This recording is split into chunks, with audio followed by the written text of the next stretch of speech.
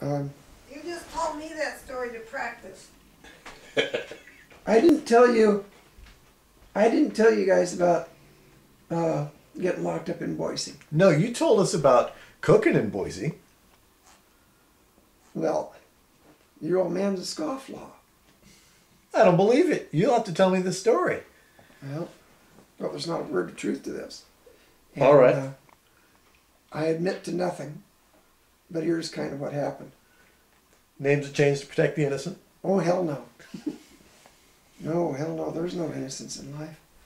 So, one day I was driving without my glasses. And I was driving in my friend's old, like, 62 Plymouth Valiant station wagon. And we were living together on this house down on River, just off of River Street, back by where Kmart was. Yeah.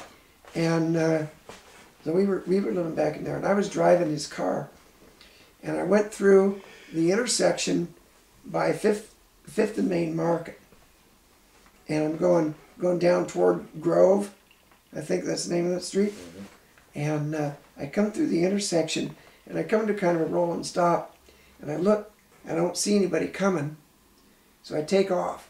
I didn't have my glasses on, and I take off. There was a motorcycle that was coming from the next intersection, and man, he was coming really fast. And all of a sudden, you know, he did, bam! And he's doing an endo over my car. Holy shit. Yeah. Man, so I got tickets, big time.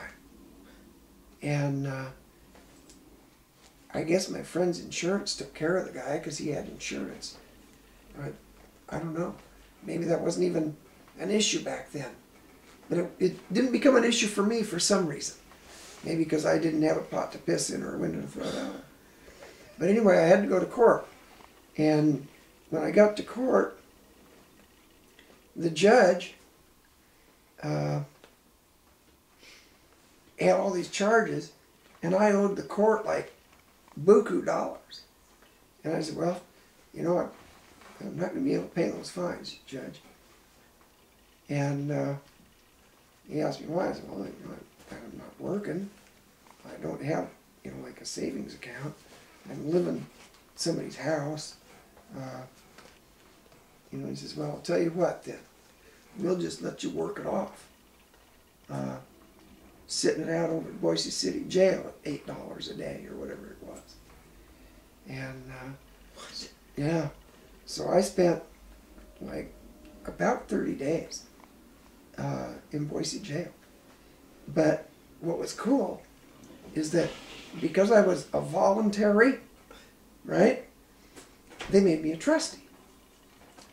And that meant that during the daytime we didn't have to be locked in our cells. We got to be the ones that brought the library cart around. We dusted, you know, dust mop the halls and shit like that. Dust all the bars, anything you can do. Sat in a day room, played cards. And the only time we were locked in our cells was at 11 o'clock at night. In the evening, we went over and cleaned out all the detectives' offices. And, well, the police department offices. And this one night, they had us in there doing this, and I'm running a vacuum cleaner, right? I'm running a vacuum cleaner around this office, and I see over in the corner, there's this box with a bunch of pot plants, you know, 4 or 5 feet high, just starting to flower, you know, so it's just green stuff, but it was dry, because they ripped it up and set it in the corner. And I strip off, I told my partner, I said, get on, hold the door. I'm stuffing my fucking bars. They never frisked us, ever, right? This is Boise, Yeah. right? And the cool part was that